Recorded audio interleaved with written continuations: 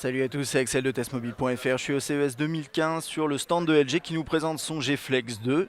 Premier G-Flex qu'on avait testé, qu'on avait moyennement apprécié parce qu'il y avait encore quelques petits soucis à mon sens d'ergonomie, de haut niveau de l'écran aussi. Et bien celui-là, est-ce qu'il est meilleur? Alors pour l'instant je ne peux pas répondre à cette question puisqu'il va falloir le tester, mais il y a certains éléments déjà qui sont plutôt positifs. On va passer par les specs déjà pour commencer. Alors c'est un appareil qui est proposé dès sa sortie, dont j'ai pas la date d'ailleurs pour l'instant, sous Android 5.0 Lollipop, c'est plutôt un bon truc. Ensuite, il est 4G LTE, il a un écran de 5.5 pouces, c'est du 1080p. La grosse différence là-dessus par rapport au premier, c'est que du coup on a un écran qui est de plus petite taille. Et honnêtement, ça change beaucoup de choses. On passe de 5.5 à 6 pouces, c'est vraiment pas mal. Enfin, de 6 pouces à 5.5. C'est intelligent de la part d'LG de comprendre que effectivement une phablette, ça n'a pas besoin d'être forcément très très grand.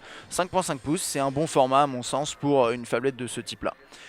Il tourne sur un chipset de chez Qualcomm, pardon, Snapdragon 810, c'est du octa-core 64 bits, cadencé à 2 GHz. On a 2 Go de RAM, ce qui me paraît d'ailleurs un peu, mais oui, 2 Go, 16 Go et 32 Go au niveau de la mémoire, et vous pouvez l'étendre. Vous avez un appareil photo à l'arrière de 13 mégapixels. Alors désolé, on voit pas trop parce que je suis dans une zone où il y a moins de lumière malheureusement. Il y avait une queue assez importante pour accéder au produit. 2,1 mégapixels à l'avant, 3000 mAh au niveau de la batterie, ce qui est massif, enfin ce qui est plutôt balèze. Et il mesure 9,4 mm d'épaisseur. On n'a pas encore de prix, mais bon. Le premier G-Flex, il n'était pas en dessous de 550 € si je dis pas de bêtises, donc vous attendez pas un prix inférieur sur celui-ci. Je vais essayer de vous montrer en utilisant les reflets pour vous montrer un peu le design, mais en gros, imaginez, c'est un G-Flex tel qu'on l'a vu le premier, mais avec des angles un peu plus carrés, je trouve. Euh, on a également des tranches, vous voyez, chromées. Alors c'est du plastique hein, si je me trompe pas, mais elles sont chromées. Il y a également une version rouge alors qui est juste à côté. Je vous la montrerai peut-être à travers une seconde vidéo. Ok, sur le dessus, là, comme on le voit, on a tout ce qui est sortie audio, LED de notification, caméra frontale. Sur le bas, hop, on a les touches qui sont intégrées mais dans l'interface juste ici. Sur la tranche droite, on n'a a priori rien à signaler. Voilà.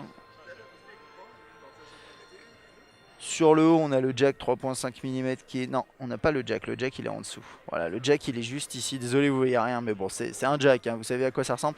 Là, c'est le micro USB, là où il y a l'antivol. Il doit y avoir un tiroir pour insérer la SIM, mais au moins, a priori, la micro SD. Non, la coque arrière est amovible, donc ça doit être en dessous. Ensuite, on a bien sûr l'appareil photo. Alors l'appareil photo il a OIS, donc stabilisation optique, plus laser focus. Donc un petit peu finalement comme sur le G3. On a bien sûr la touche à l'arrière avec le volume, là j'ai le on-off ici. Le double flash LED, là c'est le laser pour le focus et l'appareil photo. La coque arrière s'auto-répare, hein, ça c'est un classique qu'on a découvert, enfin c'est un classique, c'est quelque chose qu'on a découvert sur le premier G-Flex et ici qu'on retrouve.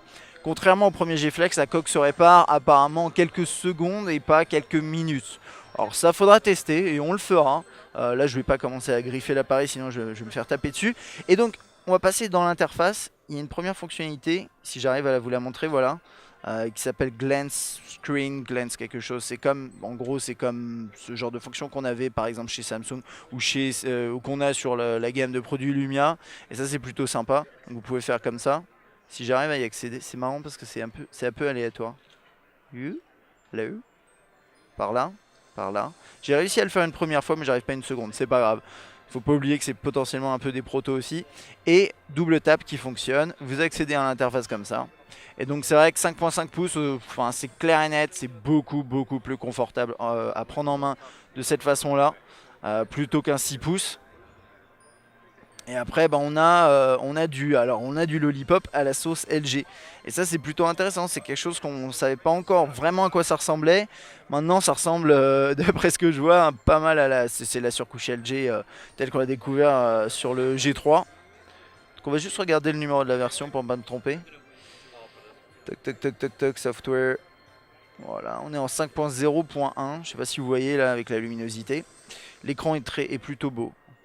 Plutôt beau, ouais, c'est un bel affichage. J'ai pas l'impression, alors là, va falloir le tester, mais j'ai pas l'impression qu'il y ait de rémanence comme on l'avait sur le premier G-Flex. Et ça, vraiment, faudra vérifier lors du test, parce que c'était un des problèmes qu'il y avait. Donc voilà. Hop, le multitâche qui ressemble à ça, voilà, type lollipop. Alors moi, c'est pas quelque chose que j'apprécie des masses, mais pourquoi pas. Dual window, hop, qu'on avait également sur le précédent, qui permet de mettre une application en haut, une application en bas, et là il n'y a pas internet, donc c'est un peu le boxon. Mais bon, waouh, voilà, ça part dans tous les sens, mais bon, vous imaginez à quoi ça peut ressembler. L'appareil photo. Ah, ça c'est... Normalement je peux faire... Voilà, comme ça. Ça c'est comme sur le G3. Donc en gros c'est une sorte de G3 incurvé si vous voulez, avec en 5.5 pouces. Grosso modo.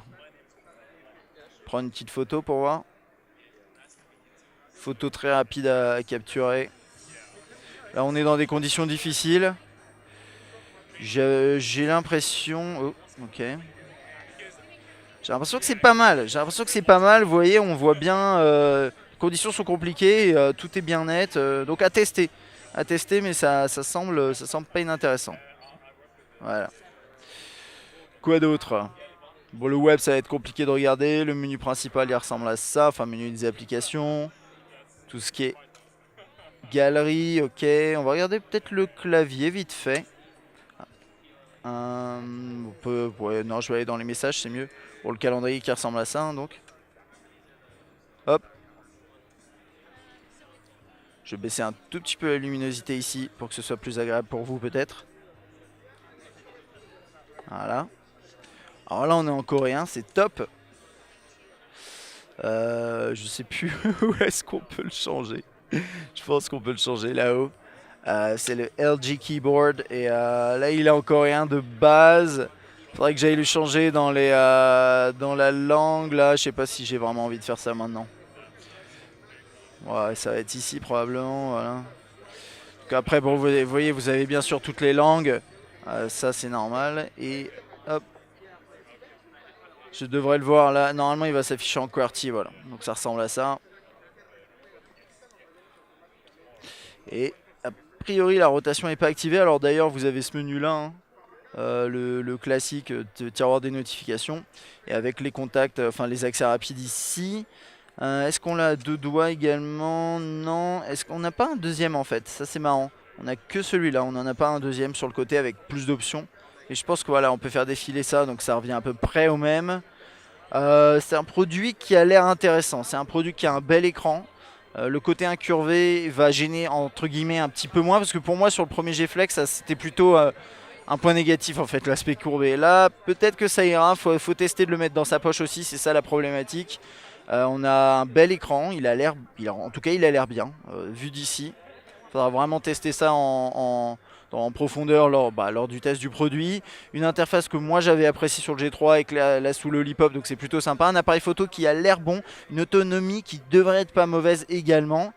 Donc sur le papier en tout cas, et après cette prise en main, je trouve que c'est un produit qui n'est pas inintéressant. Donc voilà, on le découvrira lors du test. Si vous avez des questions, n'hésitez pas. J'espère que cette vidéo vous a plu et vous aura été utile. Et puis moi je vous dis à la prochaine.